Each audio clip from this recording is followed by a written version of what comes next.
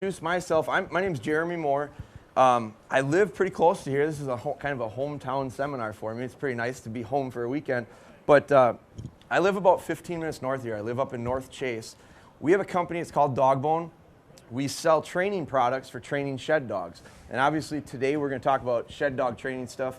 What I want to do is, the big thing I want to get across is this is not a specialty thing. A lot of people are really intimidated by the idea of it. We're in our booth and we have a lot of people come up and we hear a lot of questions over and over and over again, a lot of the same ones. So to give you, just to let you guys know, I talk pretty fast and I only got an hour. And we're not going to cover everything to teach you how to train your dog in an hour. What I want to try to do is I want to let you guys know kind of an idea of how we go about it, the mindset that we put ourselves in to set up a schedule or a plan to train these little dogs. Now, we're going to use dogs. I'll give my disclaimer early here. I use dogs that are in training. These are clients' dogs. These aren't my personal dogs. They're not finished by any means. And what it is I run a risk with it. The reason I say that, the reason I do a disclaimer is because, I'll be honest with you, these little guys are probably going to make some mistakes here, okay? That's fine. The important part about it, I used to be in the same position as you guys. I used to sit and listen to a lot of seminars. I used to read all the books, I read all the DVDs. I tried to get all the information I could on dog training stuff. Now, this was before the shed hunting thing. This is before I was doing the shed hunting thing. My history with the shed hunting with the dogs is this. I used to train gun dogs. I used to train bird dogs. I used to train a lot of pheasant dogs, a lot of duck dogs. I started like 13 years ago. About 5 years ago, I got to the point where in the fall, I'm a deer guy. I think about deer every day, all day. I'm obsessed with it. I got to the point in the fall where I didn't have time to do both right. So what I did was I quit the bird hunting. Well, I really enjoyed training gun dogs. And I had trained several dogs for myself, several dogs for friends, and I ended up starting to do it kind of on the side. I had a construction job, so I was doing this as a total hobby. I got to the point where I decided, you know what, I want to focus on deer. I put aside the bird hunting thing, and as I went every morning to go sit in my deer stand, I walked past that 8-year-old lab of mine, and she looked at me, and she knew what was going on. I wasn't taking her hunting. I felt horrible about it. So I started thinking about it. I thought, well, how can I like training dogs. How can I use that dog to help me with my deer hunting stuff? Now, I shed hunted for years before, not with a lot of success. I mean, I found a few horns, but not very many. I had read about and heard about guys using their dogs to shed hunt. So what I did was I Googled it. I went on a computer. I tried to get as much information as I could. I did that, and I took that 8-year-old dog, and I started working her on sheds. I used a lot of the same style of training that I had with a pheasant dog, because when you think about what a pheasant dog does and what a shed dog does, they're very similar. So I started going back to my pheasant dog background. How am I going to get this little shed dog to work for me? I went through it. I got through it. We actually picked up 75 sheds the first year with that dog. I was hooked. At that point, I thought, this is the way to do it. Now, I went and bought a pup, and I bought that pup as the first one. She's actually the mom of these two dogs, and I'll introduce these dogs in a minute. Hey, enough. So it's the mom of these two dogs. She's my personal dog. I bought her as a shed dog, puppy, 7 weeks old. Went through the first 4 or 5 months of training, same as I would my bird dogs or gun dogs, a lot of obedience. We're going to talk a little bit about obedience here because it is somewhat important, but we're obviously talking, I always say that, we're going to talk about obedience, and I just see the crowd deflate. Oh, he's going to tell me how to do heel, sit, stay. That's not why you didn't come here. You came here to talk about shed hunting. We'll get to that, but all good working dogs have one thing in common. I don't care if they're police dogs, drug dogs, bomb dogs, whatever they are. They all have a good core obedience, and that's heel, sit, stay in here. Those 4 things transition into the field for formal training. So we do have to have that stuff. We're going to talk about it with this little pup here in a minute, and how we're entrenching some good habits with her today that will end up transitioning into the field later. But, so I get that little puppy, right? I get her to the point where we're going to start retrieving. Now, I started her with a balled up sock in the hallway, and we'll talk about that in a minute with the pup. I took a shed antler for her for the first time, and I threw it for her.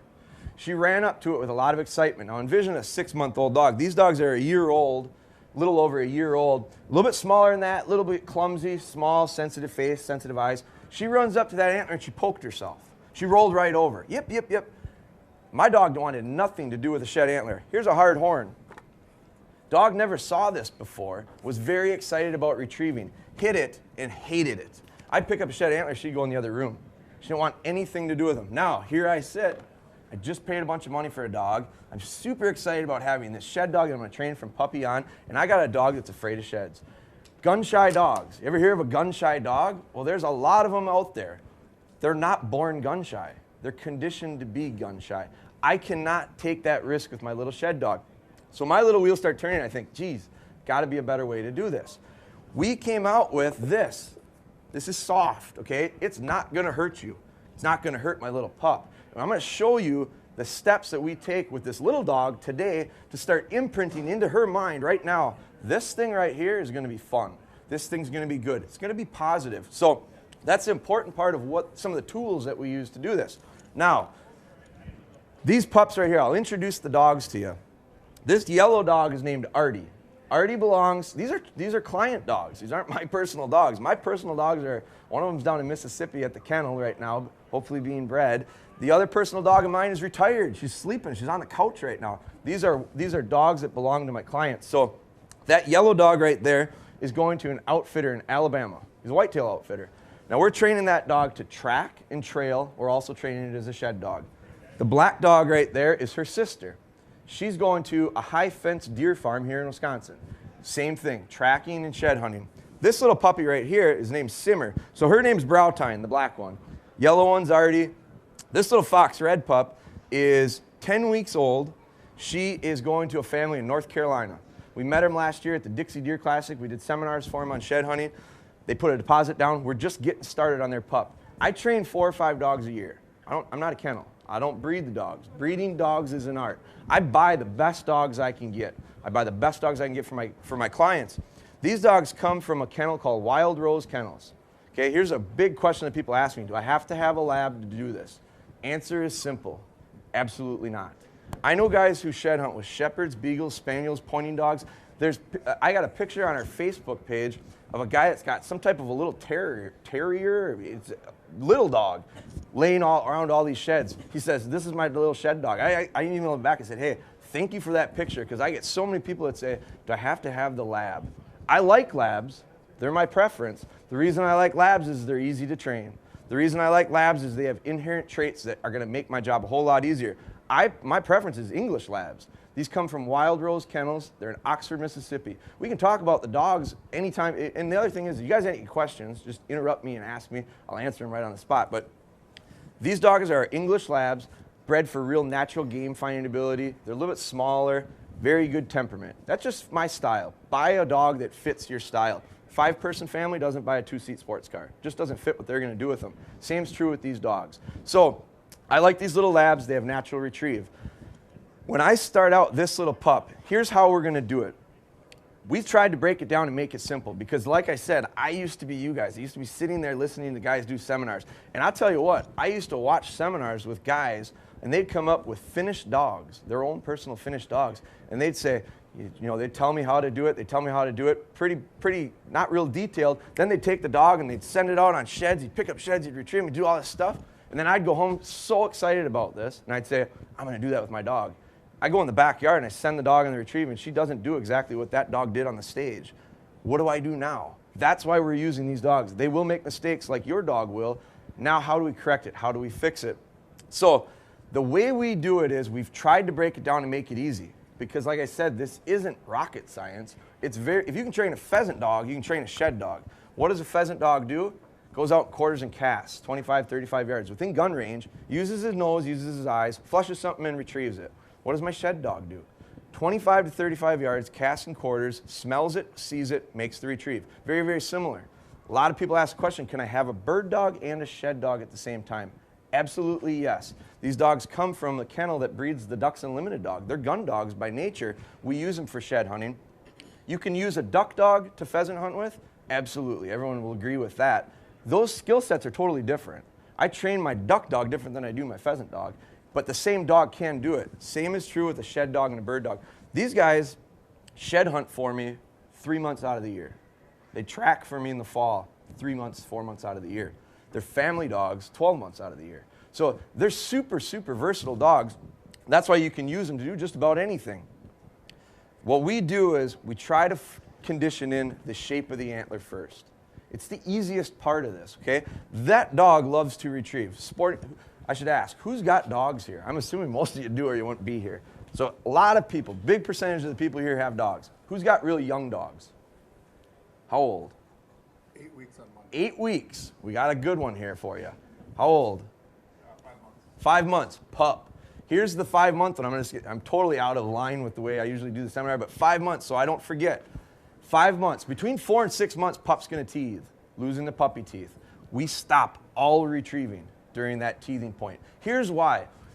What we're doing with this dog today is forming good habits. We're gonna start conditioning. Dogs learn, easy thing about dogs. They learn by what we call classic conditioning. Pavlov rings a bell, dogs drool, right?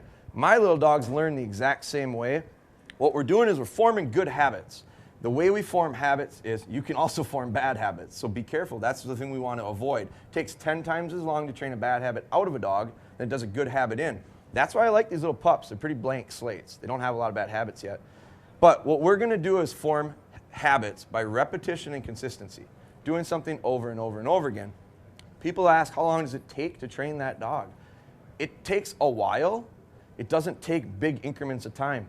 I can turn out a really nice dog, on average 15 minutes a day, 3 times a week. People, what?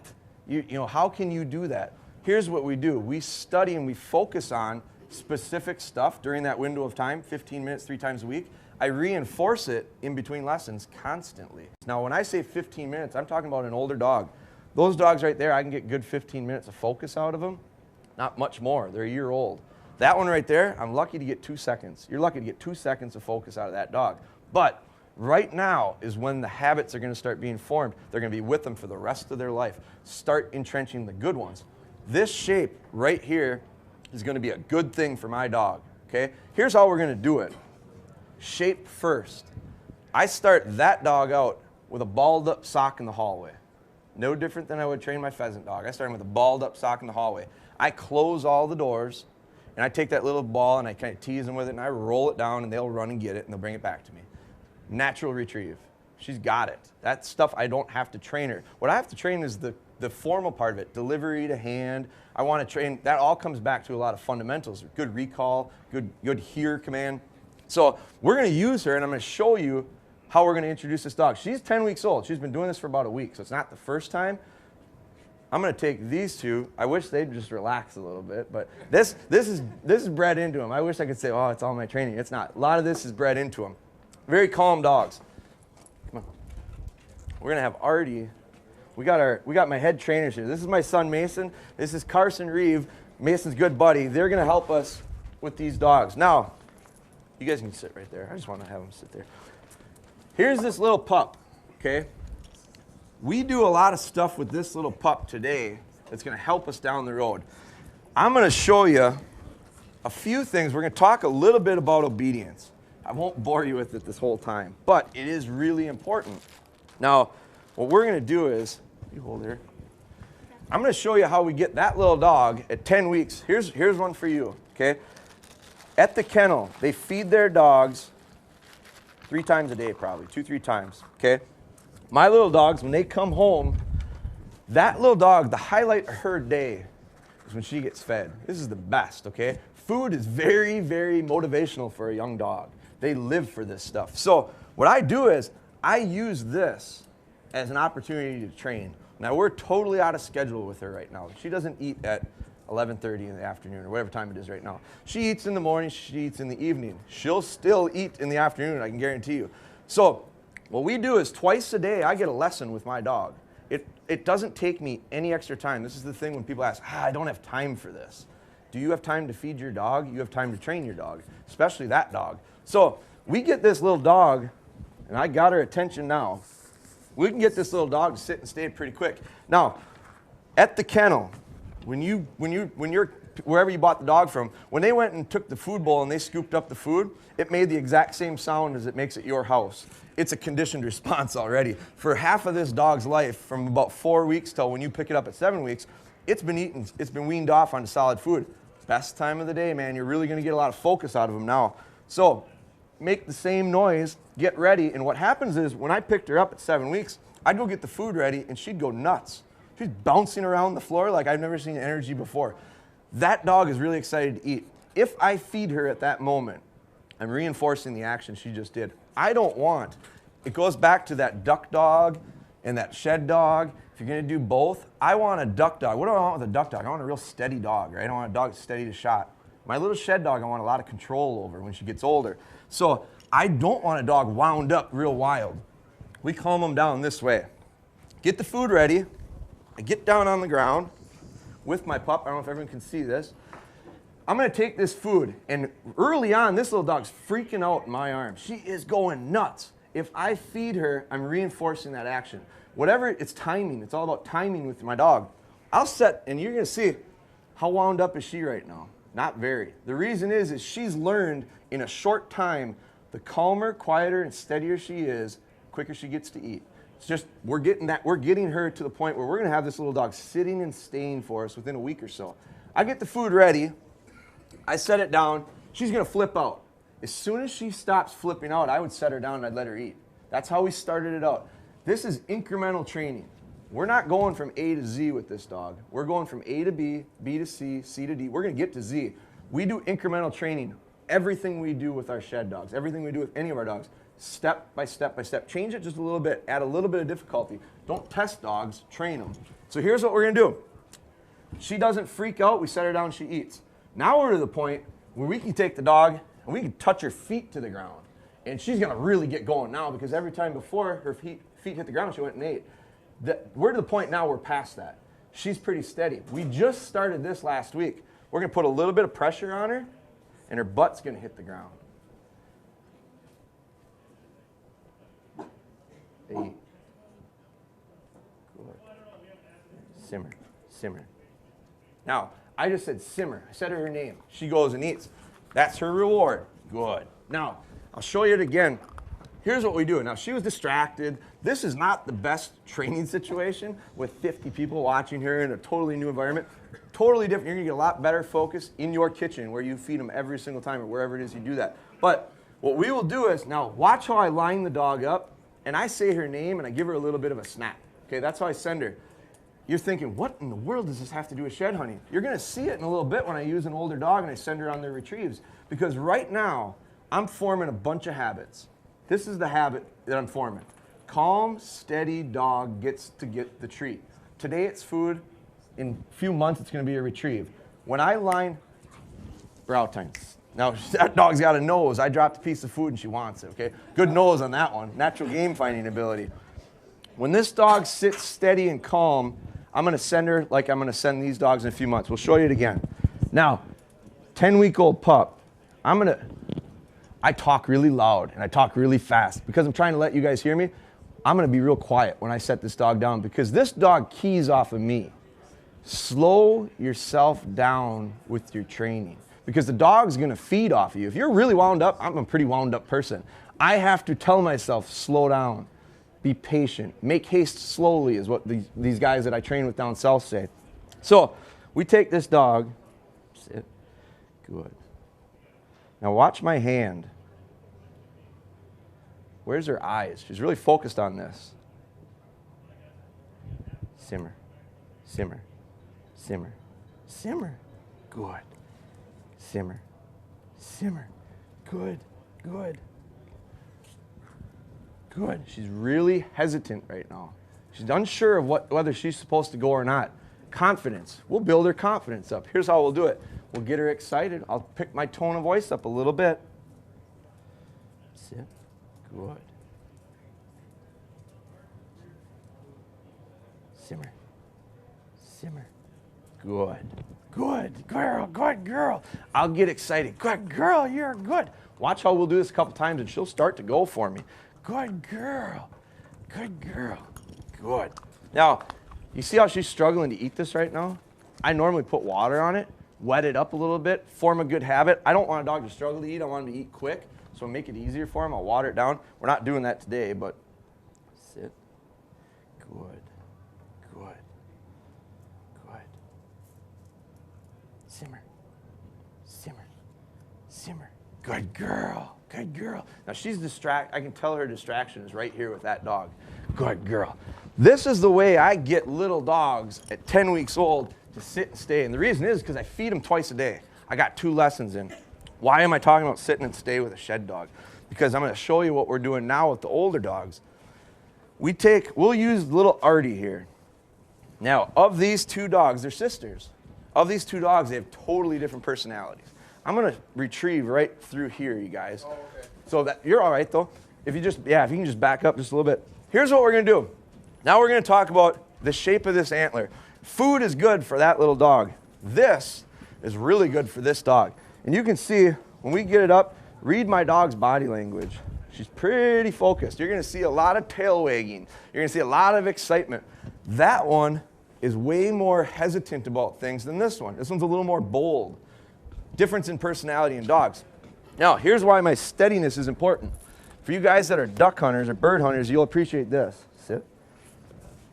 So we start out, and we're going to do her in a little bit. We're going to let her rest for a second. Then we're going to do retrieves with her, and I'll show you the dog get excited.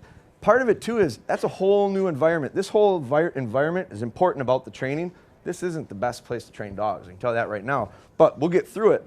But we got to build their confidence up in here because the dog has to have confidence in order to learn. Here's how we're going to start. Now, remember, watch this dog come up to this horn. She's not going to hurt herself. Guarantee it. It's going to be positive. Now, we call these marks. Where'd my dog go? Nowhere. She's steady. She's pretty steady. We build that steadiness up all the time. That's a good duck dog right there. She's not even a duck hunter, but she's got the makings of a real nice duck dog.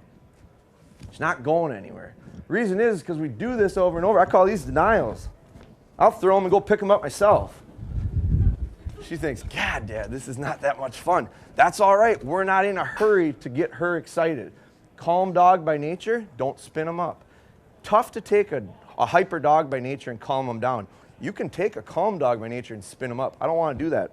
So she wags her tail. She gives me the old, is it my turn already? So here's what we're going to do with the old dog. Simple. I don't hardly ever do this with them anymore. Artie. And I send her on her little retrieve, and here she comes. Good girl, come on. Good girl. And look at the tail. Read that dog's body language to tell me she doesn't love the shed antler, right? Good. Here's the thing. She's been bred for hundreds of years to have a soft mouth. I have had so many guys tell me not only the poke thing, but what happens is the first time dogs go up to sheds, they pick them up and they spit them out. Pick them up, they spit them out. Pick them up, they spit them out. I call that blinking. I don't want a dog blinking. What's happening is we got a dog that's forming habits. The wrong habit, the habit of picking up, spitting out, picking up, spitting out. Part of that is because they have soft mouths, and these are hard horns, and soft mouths and hard horns don't go together real well. What I want to do is the first time she picks up this shape of an antler, I want her to love it. This feels good in her mouth. This is made out of the same material as real familiar bird dog training dummies. Those are made for a reason. Soft-mouthed dogs, feels good in their mouth. Soft-mouthed dog, feels good in her mouth. Not going to poke her. You see her kind of fumble around with it a little bit. She's picked it up hundreds of times, and she's still learning the exact way to pick them up. My little dogs aren't nearly as good at that, and they will poke themselves. That's why we're going to use this shape. So we do these little marks, lots of them. We'll use this little pup, and I'll show you a real good example of why we're using it with the young dog, because she'll really fumble around with it. But it's important because the thing about this is we're making an impression on this little dog today to love this shape. It goes back to step one, shape of the antler. Now we'll get her excited. And now my dog right there had to stay pretty calm and steady. This one, I don't care if she breaks, because right now we're more important with making retrieves and having fun than we are steadiness. We can steady up a dog later. What is that? What is that? What is that? Good girl, come on, good girl, you're good. Come on, come on, come on. Good, you're a good girl. Come on, good girl. That's real good. You saw her fumble around with it. Now, I didn't do this with her until she could pick this up. Don't take a little dog and force him to struggle because, God, that's just not that fun, Dad. And what they'll do is they'll quit on you. And now what habit did you form? Early on, I can't quite do it, I'm going to quit. I don't want that. We start out with a balled up sock. I guarantee you she'll pick up a balled up sock. Her teeth are like needles. Hey, her teeth are like needles. They bite into that balled up sock. She can't hardly spit it out. That's what we like. So we're going to get her going again. Oh, you're good. Good girl. Good girl. Come on. Good girl. She says, what are you barking at? Come on, come on, come on. Good girl. Come on. Good, good. Now, distractions. Lots of them here. I'm coming unwired. We got all sorts of stuff going on. Distractions. We don't do this for the first time in this situation. We probably shouldn't be doing it in this situation to begin with, but we're gonna. What we do is we do that balled up sock in the hallway thing. We do it with this. No distractions. One habit you want to avoid is chase. Chase is a lot more fun than retrieving to a young dog. Keep away? Who wants to play keep away? A lot of dogs want to play keep away rather than bring it back to dad. That habit formed is hard to change. Don't get into that habit. The way you avoid that is put them in a hallway. They're going to go to the other end, and where are they going to go? They got nowhere to go. They don't want to sit still. They got to do something. They'll come back to you. Do that over and over and over. You start forming that habit. So, sit. So, that's why we use this with this dog. We get to these older dogs. We got a real gong show going on over here. Okay, now we're going to do the next step. We're still on shape. Now, I'll start using scent pretty quick with this. And your scent is easy. It's a liquid scent. Take it out, we put it on here, and we run it the surface area of this antler. More surface area, the more smell you're going to get out. This is for training. You put antler scent on this dummy. I make this myself. You put that on there, it doesn't smell like an antler. It smells like 100 antlers. The reason is because it's concentrated. It really smells. This is to set them up for success. When you put pheasant scent on a pheasant dummy, it doesn't smell like a pheasant. It smells like 100 pheasants. Make sure they're successful. We want him using their nose because my dog's really smart. And if you don't force him to use his nose, he'll get really lazy really quick. He's just like us. Why work harder? So he'll quit using his nose and he'll start using his eyes, 100%. So we start putting the scent on after they're pretty confident visually. Now, we threw it. Dog did fine, made a lot of retrieves. That's predator-prey, natural instinct. The biggest thing I get, one of the biggest questions I get is, dog, I'll throw it all day long. My dog's awesome. My dog, I'll throw it and she'll retrieve it perfect. But when I walk up to a shed that's laying on the ground, they smell it, they just walk right by. They won't pick it up. Way too big of a gap. You went from A to Z and you expected your dog to be able to do it. They don't do it that way. That incremental training, when I got her that I just got her to touch her feet to the ground, when I just got her to sit her butt on the ground, that was incremental to get her to stay. This is how we do the incremental training. It's a big one.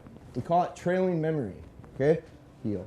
Now you saw us do a couple retrieves here. And imagine yourself, you've done it now for a couple weeks in your yard. Sit. Notice the eyes. She's really focused. You saw the eyes with her. She's really focused. You got to have a relationship like this with your dog. And it comes from working with them. She's focusing on my hands. My little dogs come and I give them a little piece of food. That's why she focuses on my hands. So the trailing memory. I walk up. I drop the dummy. I line her up the exact same way that I would have lined her up for a retrieve. But I say, no, heel. I say, no, heel. And I heel her back. This is where the obedience comes in. I got to have a dog who can heel to do this. She comes back. I get her to sit. We're steadied. Now, the first time we do this trailing memory, I don't do this. I heel her back about 5 feet. I turn around and I send her right away. Now we add a little distance. We add a little time. But I line her up now, Artie. And I send her on the retrieves. Good girl. Come on. My little dogs come to the whistle, so that's what we do when they're coming back. Good. Good. Sit.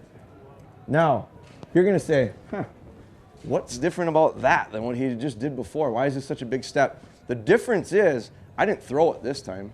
This time it's sitting on the ground. We put a little bit of delay in there. So that trailing memory bridges the gap from a shed laying on the ground to me throwing it. I'm never going to throw a shed and have my dog, they're never going to see one fall off of a deer's antler and deer's head and go get it. So we got to train for the situation we're going to have. We take that step. Really important. Trailing memories. We can go from trailing memories like that to trailing memory doubles, to trailing memory triples. That's why I got a bunch of these in my bag, okay? So very, very similar to what we would do with gun dogs or bird dogs as well. This makes for a steady dog. You want a duck dog that's steady, don't throw marks for them all day long because they end up creeping, they end up breaking. These are steady drills. So heel. These are the shape thing. Now remember, I put scent on it that time. We're going to start them on scent too. The scent thing is next. Shape first, scent second. Here's how we do it. Tennis balls. What does a tennis ball have to do with shed antler? What does a tennis ball have to do with a pheasant? Nothing. But when we train pheasant dogs, I use these all the time. I put pheasant scent on this green tennis ball, and I roll it across the grass. And I let my dog track it into cover, pick it up, bring it back. Green tennis ball, green grass. Artie, get up. Get up. So we take this, sit. Where's she smelling? Right where I put the food. Don't tell me my dogs don't have good noses. Sit down. So I'll take this scent, I'll put it on a tennis ball, and I use it. Hey. I put it on, and now what I'm going to do is, now, I learned this from yesterday when I did the seminar. I did this, and I got drips, and I roll it up the hill. Hopefully it ends up not going into the convention center. But so I just laid a trail for my dog. Now, is this realistic on a concrete? Not really, but I want to make sure I don't get too late. So we'll take an older dog. Come here. We'll put her, we'll use the little black dog now. Now you're going to see a different style of dog. She's a little bit more timid.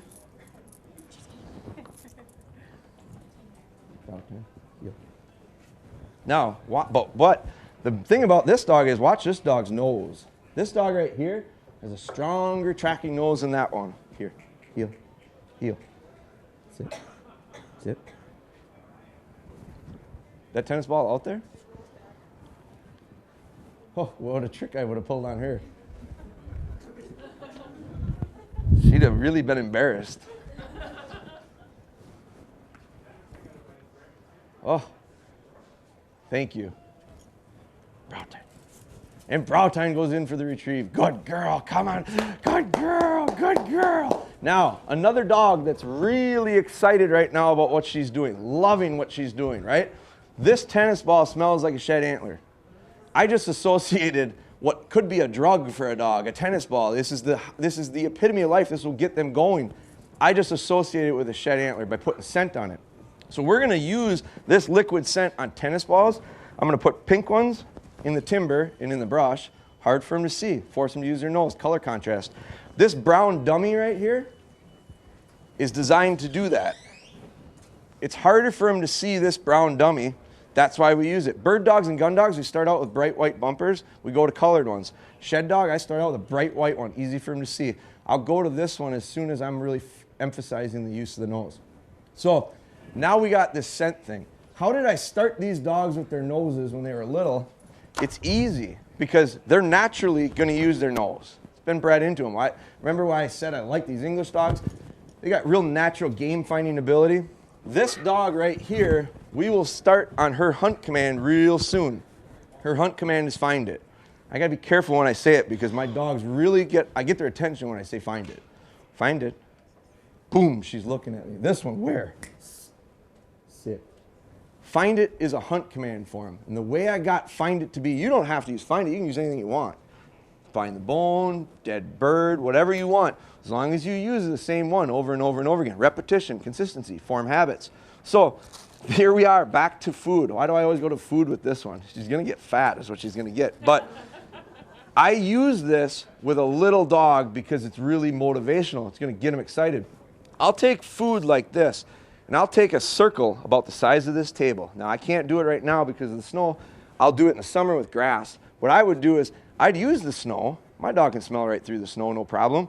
What I'd do is I wouldn't take her out in 12 inches of snow. Set your dog up to be successful. What I'd do is I'd take a little circle in my driveway and I'd put a little bit of snow. I call it cover. I always say use cover for your dog. And the first thing guys think of is, I got a CRP field down the road I could use. Way too big of a step, A to Z. Go from A to B. When I say cover, I mean enough grass this tall, much taller than what the rest of the grass around it. Snow this deep. This little dog right here going into cover this tall is like walking into a jungle. You don't need to overwhelm them. So take that little circle, sprinkle some food in it. I'll use slices of hot dogs or I'll use their actual food. I don't go out and buy special treats to train the dog. Use their food. Sprinkle it in there, and what I'll do is I'll set the dog down downwind. And what happens is this dog puts her nose down. I put that dog down on here right now. She's going to put her nose down. She's going to start smelling. These dogs' sense of smell is unbelievable. She's going to start smelling, and she will smell the food. And as soon as she finds the food, her little tail is going to go like this, and she's really going to be happy, and she's going to eat it. And then she's going to eat another one. Then she's going to eat another one. All the while, I'm in the background, and I'm just going, find it, find it, find it, find it, find it, find it, find it. These dogs are triggered right now by that sound. That's conditioned response. The reason is because it has nothing to do with the words find it. She does not know what find it means. But when she's finding food and eating it and wagging her tail and happy, she heard me saying it in the background over and over and over and over and over again. Do that 3-4 times in a row, and I mean like days in a row or every other day, and all of a sudden hold your dog up and go find it, find it, find it, and watch her nose. Her nose is going to go like this, and she's going to be searching. The reason is because every time she hears that, something good happens. She gets to find something. She gets a reward. Find it for my little shed dog means there's something here to be found. So we start that early on with the nose, just getting them to use their nose. Easy, easy. So that's how I start my little find it commands. Now, we got the sight thing. We got the shape of it. We got the smell of it. The next thing we're going to do is we want the feel. This is finished dog stuff. Who's got older dogs here? How old? 7 and 8. 7 and 8. 14. We got a senior citizen in the group. Who else has got an older dog? 5. 8. 8. Some old dogs here. Is it too late to start with an old dog? Absolutely not. You tell me an old dog can't learn new tricks, I'm going to tell you you're a liar, okay? They can. They're super smart. The thing about it is bird dogs, you guys got older dogs, bird dogs or gun dogs? Part of the reason this is made out of this is for that. Transition them from a bird dog to a shed dog with a familiar feel and a new shape. Pretty easy to do that. I've done it. I did it with the 8-year-old dog. I told you about her. She's a good old dog. She's retired now. She's sleeping on my couch, I guarantee it. But that's why it is. For the pups, that's why it is that we use it for the idea of introducing them safely to it. The old dog, when we get our dog to pick this horn up, it's going to be a big step. I get this one a lot. I get the email a lot of, I used your dummy. Man, she loves it. She picks it up all the time, but she's really hesitant about that hard horn. Absolutely. Imagine if you hadn't introduced her to the shape in the first place. She really would not touch that thing. Here's how we're going to do it. This is one that I use, okay? This one's got a lot of sentimental value. My son shot a deer he's 11, he's right here. Shot his first deer. When we were tracking, it was late season, doe. When we were tracking it, we found this shed antler. People won't believe me, but I swear, that's what happened. We found the shed antler. It was 20 yards from where he shot it. It was a fresh drop. It was January 3rd or 4th when we shot that deer. So we found this one. I love this horn. Brings back a lot of memories. But I love it because it looks just like this one. This is why I use it when I introduce my dog. Make it as similar as possible. So I got this shed. It looks a lot like that. I'll use this one a lot when I introduce. I'm going to warn you, don't start using cutoffs. Here's the reason I don't use cutoffs. Cut this off, and what did I just eliminate? 90% of the scent from a fresh shed. Hair, blood, all that good scent for that dog, gone. Cut it. Now, who's cut a horn before? Anybody ever cut a horn off or cut your skull plate off? What does it smell like, Carson? Stinks, right? It smells like burnt hair. It stinks. Does that smell like a shed antler? No. Cut tines off, what is your antler going to smell like? I can see the black when guys cut them off. I can see the black. It's burnt. I guarantee you my dog smells that. These dogs can smell a pin drop of blood in a 5-gallon pail of water diluted. That's how strong their noses are. They smell that burnt. That doesn't have anything to do with the smell of an antler. So you might have the shape, but if you cut all the tines off and the base off, what does it look like? Might as well throw a stick for them, right? So I'm going to keep this shed intact, and I'm going to use real sheds. I'm still going to use this scent, because this scent is the scent I was using on here. The thing I'm changing is the way this thing feels. And my older dogs, I would never throw this for that young dog. These little dogs right here they turned a year December 26th. That one didn't pick up a shed antler until she was about 8 months old. That one picked him up a little bit later because she was with her owners for a little bit. They were from Wisconsin, so we didn't start her on hard horns until a little bit later. But I take this scent, put it on just the same.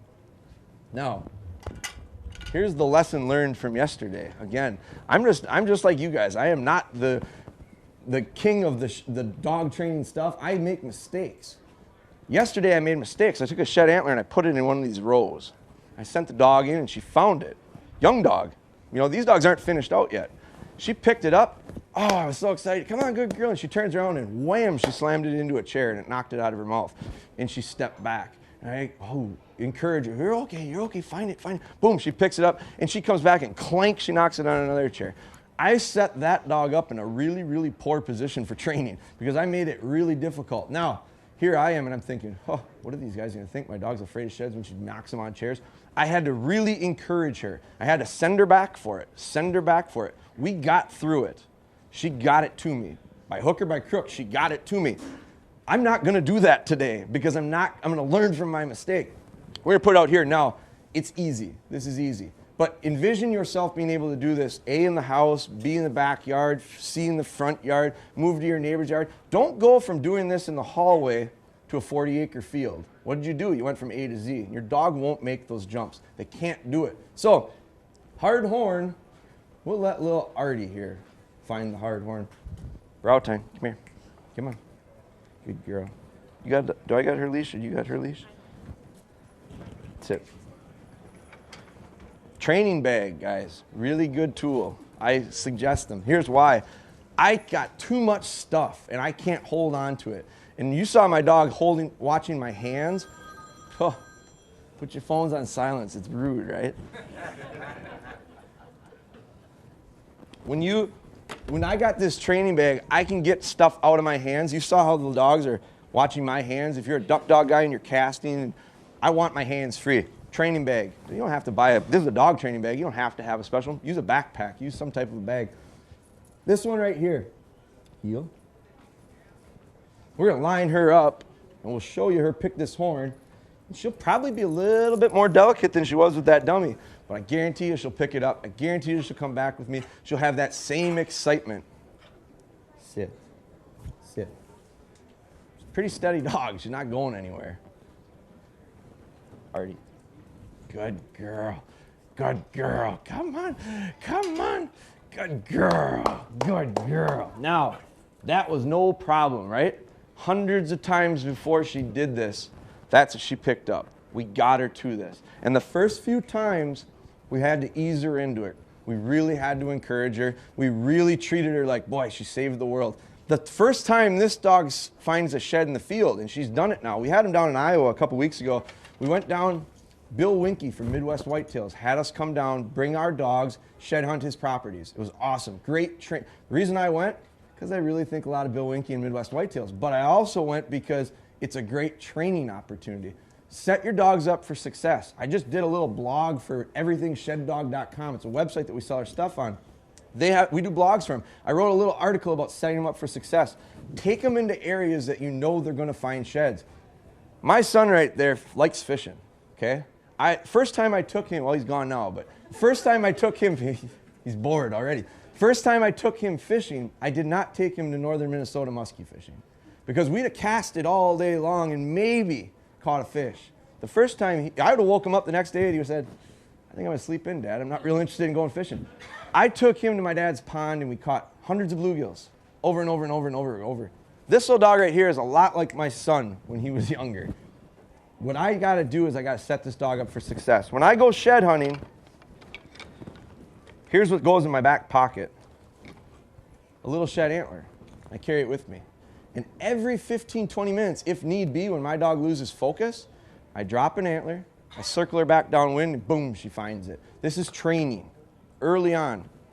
When you drop that antler, are they associating your smell with that antler? Good question. The question is about scent, worrying about my scent. I don't. Here's why. Dogs smell in layers. They can separate every smell in this room. Guarantee you they do it. It's scent discrimination. That's how they do it. My scent is on this antler. Now, I'm not going to take this antler and go like this with it. I'm going to try to keep it as clean as possible. But I guarantee you, my scent is always going to be on there. I trap a little bit. I do some snaring. When I set coyote traps or snares, I wear rubber gloves. Okay? Why do I do that? To keep my scent off of it. What does a rubber glove smell like? It smells like a rubber glove. guarantee you, when I handle this with a rubber glove, it smells like a rubber glove. So when I put rubber glove scent on traps and snares, coyotes aren't afraid of rubber gloves. They're afraid of human scent. That's where I try to keep my scent off. You're never going to beat this dog's nose. The thing about it is I stack the deck in my favor in training, and I put this scent on it. This smells like 100 shed antlers. If he can smell the little bit of scent that I've got on here, I guarantee you he smells the shed antler scent. If he's smelling the shed antler scent and my scent and the scent of whatever else it's been touching in my bag, what is he doing? He's using his nose. What am I trying to get my dog to do? Use their nose. I'm okay with it because they're using their nose. I guarantee you my dog will separate that scent. Now, when we go out in the field and he smells a real shed antler that I've never touched before, what does it smell like? It smells like this this antler that I was training with and put antler scent on it. The conditioned response is going to be there anyway because the scent is there. So I don't worry about it. I mean, I don't go like this with it, but I don't worry about it. These dummies have a rope. I hold the rope. I don't hold the dummy. The scent's still on the rope. Rope's right next to the dummy. You're never going to beat their noses. So when we go shed hunting, we get them excited about sheds. First thing I do when I walk away from the truck, I drop a shed antler. I go shed hunting. I circle back, and she finds a shed antler. Last thing we do before we put her up in the truck. Keep her excited about it. So there's all these little things that we do. So that kind of walks you through shape, scent, and feel. That's what we got to do. This is a kit. This has a booklet. Tells you about what I just did, but a lot more detail. It's got a bottle of scent. It's got a dummy. It's got a booklet. We sell these dummies separate. We sell white. We sell brown. Told you about that. We do that for the reason of the idea of forcing them to use their nose. We sell real shed antlers. Trust me, I didn't find this shed antler. I can't sell one of my shed antlers. I could not bring myself to do it. We buy these antlers, we sell them, and the reason is because I've got a lot of people that said, hey, I need a real shed. I've never found a shed, and I want to finish my dog out. Can I buy a shed from you? Yes. And they say, I'm thinking about just cutting one of my racks off. Don't do it. It's not going to help you. I'll sell it. I got a shed antler. Use a real shed antler. So that's part of our system. We also sell the scent separate. We go through this a lot, tennis balls and all that stuff. So does anybody else, I just went through a whole bunch of stuff. I don't expect you to grab everything I just said. Now we have a website. It's dogbonehunter.com. We got a Facebook page. We answer a lot of questions. I don't know if you guys have heard of the cool new thing. It's called the Facebook. Well, I just got onto it. I'm so behind the times, right? So I got a Facebook page, and we get questions, and we'll copy them, and we'll paste them, and then I'll answer them, and a bunch of people can see them. We do Twitter. We've got all this stuff. We got all this techie stuff. I feel like a real nerd, but we got it. We also have a thing, it's a text program. It's free. Everyone thinks, oh, you're making money. I'm not making a dime off of it. It's free. It's 36,000 is the number. You text DogBone, one word, to it. What we're going to do is we're going to use it to build a network. And what we're going to do is we're going to send out, for example, this week we sent out a text code. The text code was, you buy something from our website, because you can buy everything online. You can buy it at the retail stores. Fleet Farm sells it. Everything. ShedDog.com sells it. A lot of the big stores sell it. You take that, and we text it out, and we'll say, Fleet Farm had a big sale on it.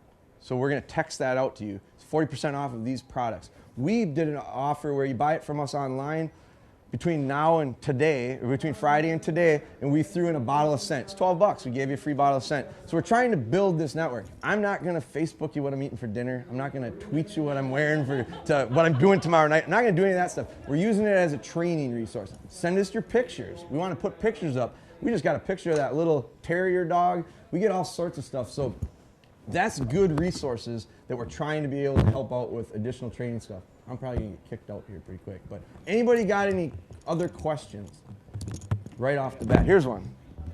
You said when I talked to you earlier, you also track wounded animals? Yes, we do. How much changes then?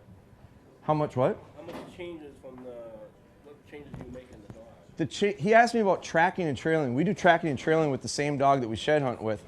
Tracking and trailing is a lot of similar skills to our shed dog, using their nose. Natural. It's a lot of natural tracking. Same thing with a pheasant dog. So it's actually easier to train a tracking dog than a shed dog. I'm gonna get the boot out of here. Another quick one. You mentioned earlier about the antler. Yeah. Chairs. Is there a point in time where hitting stuff like simulating branches Yep. doesn't like get courage to leave it there. Yes, confidence. And what it is he asked about different situations. You train for the situations you're going to hunt in. So I want to set them up for that stuff. If they're doing it real well in the cut grass, we're going to do it in a little bit of brush. We're going to do it in a little bit thicker brush. Incremental training. Simulate the real hunting situation. How long do you have that sense of the animal you think after they shed? I think it lasts a long time, the hair and the blood. I think the other thing is bone smells itself. I've had a dog pick sheds that lay for 2-3 years in a CRP field. They smelled the bone. So it's hard to say. It's more important the scenting conditions than the amount of time that elapses. There's better conditions for smelling than others. Dry bony day, hard for any dog to smell. I don't care if it dropped yesterday. So, hey guys, I got a booth that if you got any questions, we're over in the corner. We're kind of by Bayside Archery. Feel free to stop by, see the dogs. If you got questions, my cell phone is on my packaging. Give me a call, send me an email. We'll help you out with it. I appreciate you guys sitting through this.